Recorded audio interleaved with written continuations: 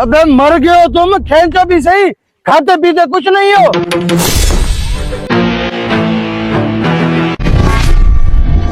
अबे इसे फांसी क्यों लगा रहे?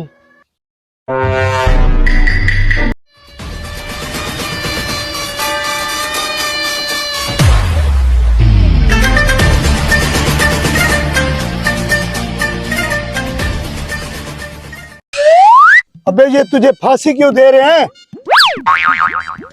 फांसी न लगाऊं तो और क्या करूं? मार्केट में 10 रुपए का उधार मुझे कोई नहीं देता।